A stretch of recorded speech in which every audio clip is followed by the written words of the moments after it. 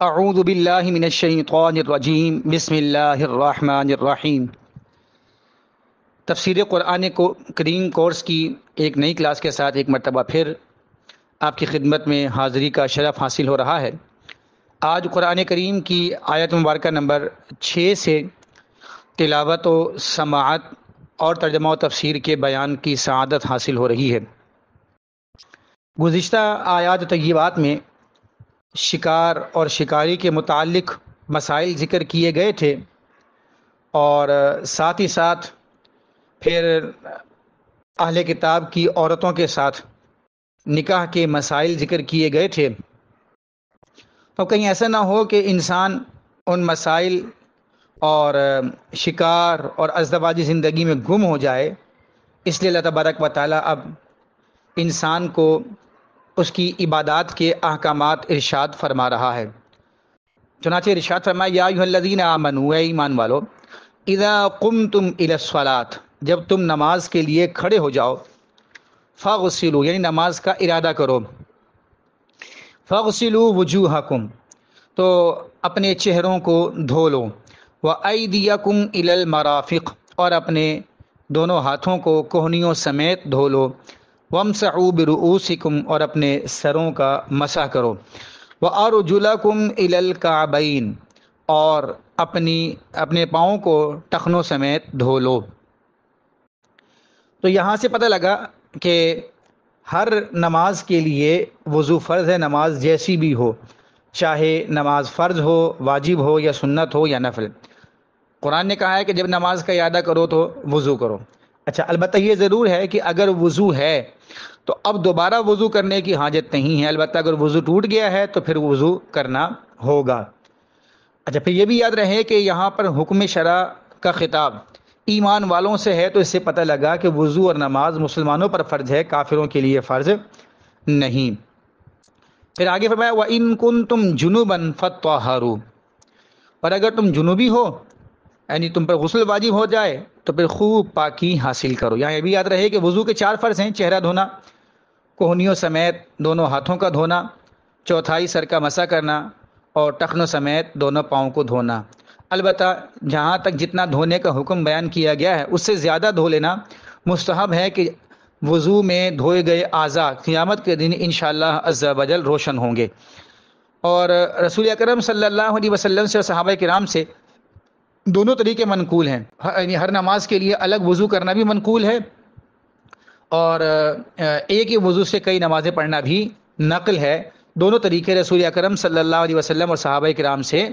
ثابت ہیں۔ اچھا، ایک وضو سے ایک سے زیادہ نمازیں پڑھی جا سکتی ہیں جب تک کہ وہ وضو نہ ٹوٹے، البتہ ہر نماز کے لیے جدا وضو کرنا، الگ سے وضو کرنا، یہ برکت و ثواب کا ذریعہ ہے۔ اچھا، یہ بھی یاد رہے کہ جہاں دھونے کا حکم ہے وہاں دھونا ہوگا، اور جہاں مسح کرنے کا حکم ہے وہاں اگر دھو لیں تو کوئی حرج نہیں۔ جیسے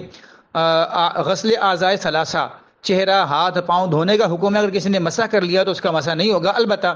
اگر پاؤں میں چمڑے کے موزے پہنے ہیں اور دیگر شرائط پائی جائیں تو پھر یوں کہہ لیں کہ موضوع پہ مسح کرنے کی اجازت ہوتی ہے، اور سر کا مسح کرنا لازم ہے، لیکن اگر کوئی سر کو دھو لے، جیسے نہا لے، تو اب دوبارہ مسح کرنے کی یا دوبارہ وضو کرنے کی حاجت نہیں ہوگی۔ پھر آگے فرمایا، وَإِن كُنتُم مَرْضَىٰ، اچھا، وَإِن كُنتُم جُنُوبًا فَطَّهَّرُوا، اور اگر تم جنوبی ہو جاؤ تو خوب پاکی حاصل کرو۔ اچھا، یہ جنابت کا جو آسان مفہوم ہے، یہ جو عام مطلب ہے لوگوں کے ذہنوں میں جو رہتا ہے، وہی سمجھ لینا ضروری ہے کہ شہوت کے ساتھ مادہ منویہ خارج ہو جائے، اسے کہتے ہیں جنابت، یعنی بندے پر غسل لازم ہو جاتا ہے۔ اس کے اسباب بھی بہت سارے ہیں، جیسے حالت بیداری میں جاگتے ہوئے شہوت کے ساتھ اچھل کر منی خارج ہو جائے، سوتے ہوئے احتلام ہو جائے، ہم بستری کرنا۔ اچھا، ہم بستری کرنے میں جو دخول ہوتا ہے کہ مرد کا جو مخصوص مقام ہے وہ عورت کے مخصوص مقام میں داخل ہو، اس میں اگر منی خارج نہ بھی ہو تب بھی غسل واجب ہو جائے گا۔ تو فرمایا کہ وَإِن كُنتُم جُنُوبًا فَطَّهَّرُوا، اور اگر تم جنوبی ہو تو خوب پاکی حاصل کرو۔ اچھا، یہاں یہ بھی یاد رہے کہ جب انسان جنوبی ہو جائے تو کچھ مخصوص کام ہیں جو کرنا لازم، جو کرنا منع ہو جاتے ہیں، جیسے حالت حیض و نفاس میں اور غسل واجب ہونے کی حالت میں پھر انسان مسجد میں داخل نہیں ہو سکتا، قرآن نہیں چھو سکتا، اور بنیت قرآن نہیں پڑھ سکتا، طواف نہیں کر سکتا، وغیرہ ذالک، حرم میں داخل نہیں ہو سکتا۔ پھر آگے فرمایا وَإِن كُنتُم مَرْضَىٰ أَوْ عَلَىٰ سَفَرٍ أَوْ جَاءَ أَحَدٌ مِّنكُم مِّنَ الْغَائِطِ، اگر تم مریض ہو یا سفر پر ہو،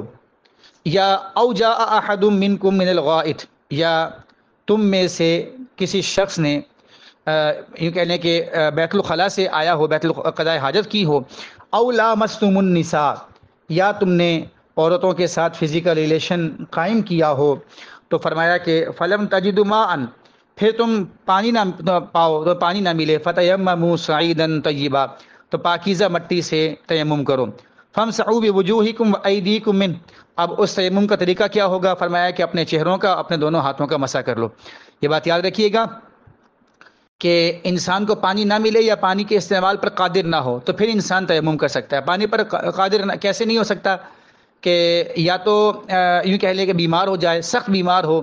یا پھر پانی دشمن کے قبضے میں ہو، جیسے میدان کربلا میں ہوا تھا کہ یزیدیوں کے پاس پانی تھا۔ اچھا، اسی طرح کبھی کبھار یہ بھی ہوتا ہے کہ پانی بندے سے بہت دور ہوتا ہے کہ بندہ وہاں جا نہیں سکتا، جس کو کہا گیا کہ آس پاس میں تلاش کرے ایک مخصوص فاصلے تک، وہاں تک مل جائے تو ٹھیک ہے، نہیں تو پھر انسان تیمم کرے گا۔ طریقہ کار کیا ہے کہ تیمم کے لیے تیمم کی نیت کے ساتھ، کہ پاکی حاصل کرنے کی نیت کے ساتھ میں تیمم کرتا ہوں، نیت کریں اور دونوں ہاتھ مٹی یا مٹی کی جنس پر مارے اور آگے پیچھے کر کے، یعنی اوپر نیچے کر کے جھاڑ لے۔ جھاڑنے کے بعد پہلے اچھے طریقے سے پورے چہرے کا مسح کرے، پھر دوبارہ یہی عمل دہرا کر ہاتھ مٹی پر مار کر اپنے پہلے سیدھے ہاتھ کا مسح کرے، پھر بائیں ہاتھ کا، لیفٹ سائڈ کے ہاتھ کا مسح کرے، یہ تیمم ہو جائے گا۔ یہ بات یاد رکھیے گا، وضو کے لیے نیت کرنا کوئی ضروری نہیں، سنت ہے، البتہ تیمم کے لیے نیت ضروری ہے۔ پھر آگے فرمایا ما یرید اللہ لیجعل علیکم من حرج، یہ کیوں ہوا کہ اللہ تبارک و تعالیٰ نے تمہارے لیے وضو کے، تیمم کے، غسل کے احکامات بیان فرما دیے، اس لیے کہ اللہ نہیں چاہتا کہ تم پر کوئی حرج ہو، تم پر کوئی حرج واقع کرے، تمہیں پریشانیاں ہوں، ولکن یرید لیطہرکم، ہاں وہ چاہتا ہے کہ تمہیں خوب پاک کر دے، ستھرا کر دے، ولیتم نعمتہ، اور تاکہ تم پر اپنی نعمتیں پوری کر دے، لعلکم تشکرون، تاکہ تم شکر گزار ہو جاؤ، ناشکرے نہ بنو۔ اچھا، یہ بھی یاد رکھیے گا کہ یہ جو حکم شرع یہاں پہ تیمم کا ذکر کیا گیا، سورہ نساء میں بھی بیان کیا گیا تھا، یہاں پر الگ سے اس لیے ذکر کر دیا گیا کیونکہ یہاں پر وضو کا حکم بیان ہو رہا تھا، کہیں کوئی اس غلط فہمی کا شکار نہ ہو جائے کہ یہ منسوخ ہو رہا ہے اب تیمم کا حکم، تو اللہ تبارک و تعالیٰ نے دوبارہ بھی ذکر فرما دیا۔ پھر آگے فرمایا وَاذْكُرُوا نِعْمَتَ اللَّهِ عَلَيْكُمْ، تو فرمایا کہ اور اللہ کی نعمتوں کو یاد کرو۔ اچھا، یہاں پہ پیچھے جو فرمایا کہ اگر تمہیں پانی نہ ملے اور أَوْ لَامَسْتُمُ النِّسَاءَ، اور تم نے عورتوں کے ساتھ فزیکل ریلیشن قائم کیا ہو، تو یہاں سے مفسرین کرام ایک بڑا بہترین نقطہ بیان فرماتے ہیں کہ سفر ہو یا بیماری کی حالت ہو کہ انسان غسل نہ کر سکے، تو ایسی حالت میں بھی اپنی بیوی کے ساتھ فزیکل ریلیشن قائم کرنا بالکل جائز ہے۔ ایسا نہیں ہے کہ پانی استعمال نہیں کر سکتا یا پانی نہیں ملے گا تو اب صحبت کرنا منع ہے یا فزیکل ریلیشن قائم نہیں کر سکتے وغیرہ ذالک، ایسا نہیں ہے، فزیکل ریلیشن قائم کرنا پھر بھی جائز ہی رہے گا، البتہ اگر کوئی تقوی اختیار کرتے ہوئے نہیں کرتا تو کوئی حرج نہیں ہے۔ اچھا، یہ بھی یاد رکھیے گا کہ تیمم جس کا وضو ٹوٹ جائے وہ بھی کر سکتا ہے، اور جس پر غسل لازم ہو وہ بھی کر سکتا ہے، دونوں کا طریقہ بھی ایک ہی ہے۔ پھر آگے فرمایا وَاذْكُرُوا نِعْمَتَ اللَّهِ عَلَيْكُمْ، اور اللہ نے کی جو تم پر نعمت ہے اس نعمت کو یاد کرو، وَمِيثَاقَهُ الَّذِي، اور اس وعدے کو یاد کرو، الَّذِي وَاثَقَكُم بِهِ، جو اس نے تم سے لیا تھا، اِذْ قُلْتُمْ سَمِعْنَا وَأَطَعْنَا، کہ جب تم نے کہا کہ ہم نے سنا اور ہم نے اطاعت کی، وَاتَّقُوا اللَّهَ، اور اللہ سے ڈرتے رہو، ان اللہ علیم بذات الصدور، بے شک اللہ دلوں کی بات جانتا ہے۔ اچھا، یہاں سے پتہ لگا کہ اللہ تبارک و تعالیٰ کے انعام و احسان کو زبان سے یاد کرنا، دل سے ماننا، عمل سے اس کی یادگار قائم کرنا، لوگوں میں اس کا چرچا کرنا، یہ عبادت ہے۔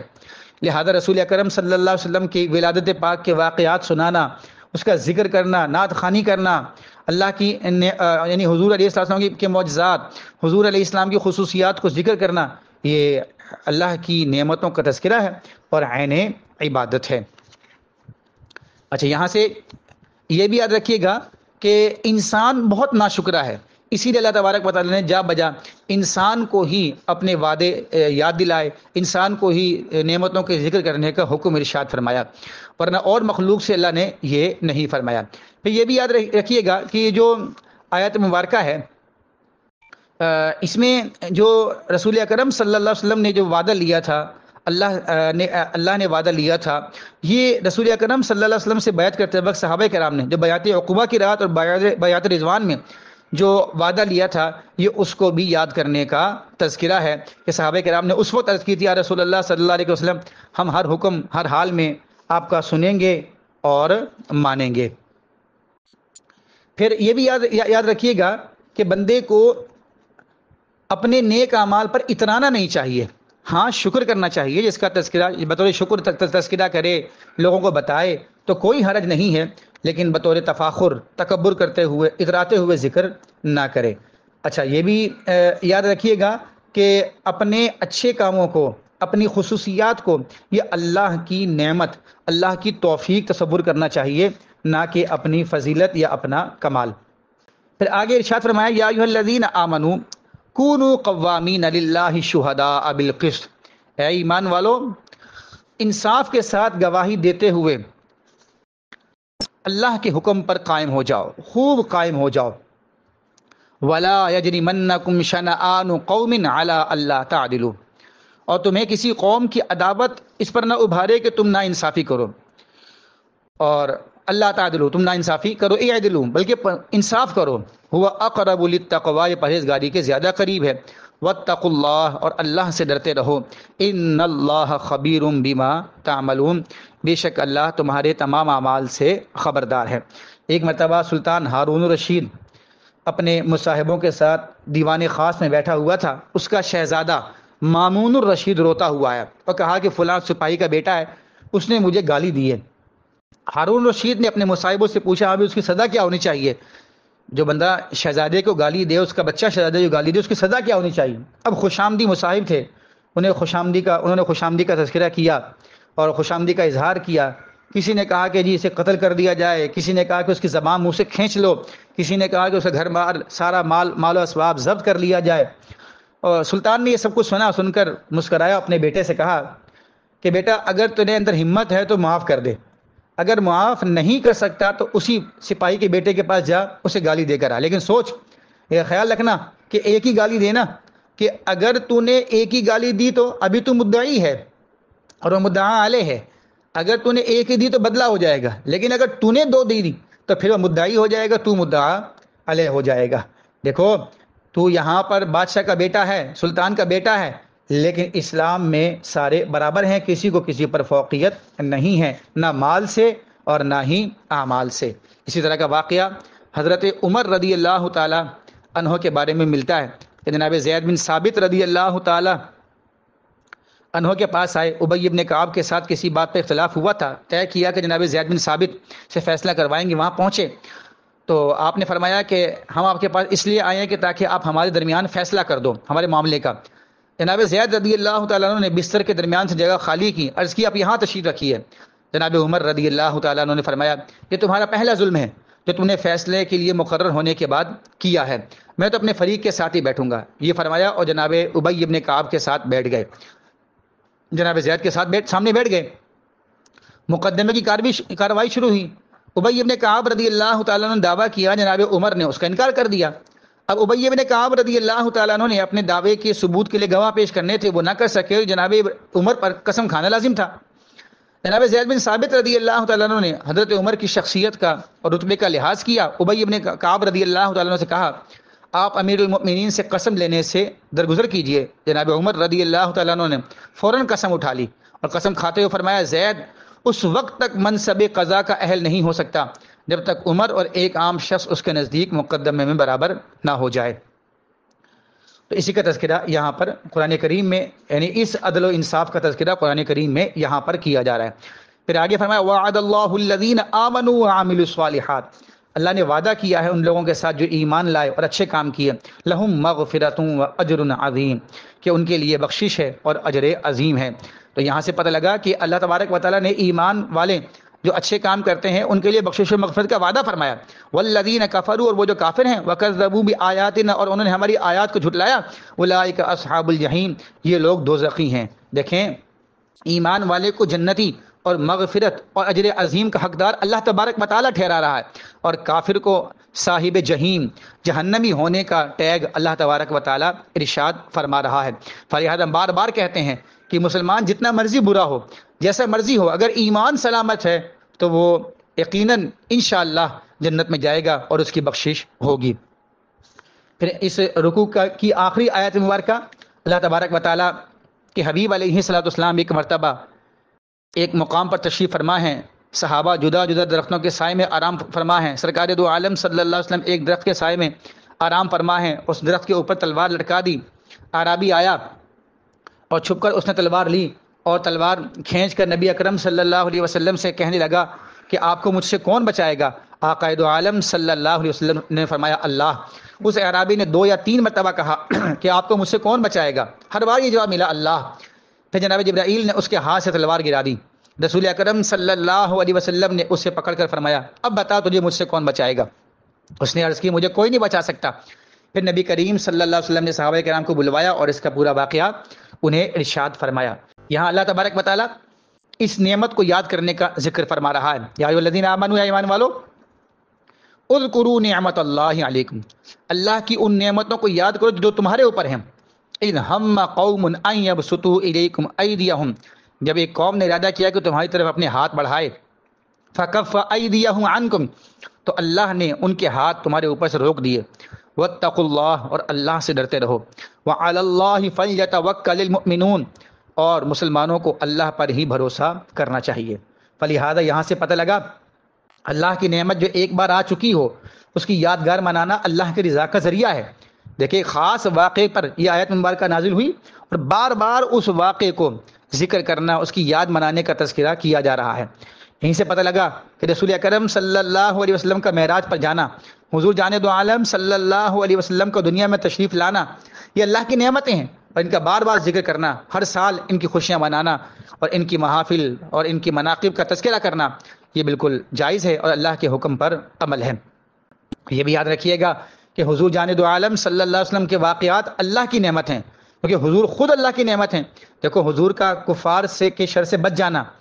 یہ اللہ کی نعمت ہے اور اسے یاد کرنے کا یہاں پر حکم دیا جا رہا ہے. جب حضور کفار سے بچے یہ اللہ کی نعمت ہے اور اسے یاد کرنے کا حکم دیا گیا تو حضور کی ولادت، حضور کی معراج، وحی کی ابتدا، حضور کی ہجرت، غرض آپ کا ہر واقعہ، آپ کی سیرت کا ہر پہلو ہمارے لیے اللہ کی نعمت ہے. اسے پڑھنا چاہیے، سننا چاہیے، اور اس کا ایک بہترین ذریعہ الحمدللہ یہ ہمارا تفسیر قرآن کریم کورس ہے جس میں ہم گاہے بگاہے قرآن کی فہم، قرآن کا فہم، قرآن کی سمجھ حاصل کرتے ہیں اور دنیا اور آخرت کی نعمتیں حاصل کر رہے ہیں. اللہ تبارک و تعالی ہم سب کو فہم دین کی توفیق و سعادت نصیب فرمائے اور ہمارا یہ قرآن پڑھنا سننا اپنی بارگاہ میں قبول فرما لے. ہمیں اخلاص بھی عطا فرمائے اور اس اخلاص پر اجر و ثواب بھی عطا فرمائے. آمین ثم آمین یا رب العالمین. سبحانک اللہم و بحمدک، لا الہ الا انت، استغفرک و اتوب الیک.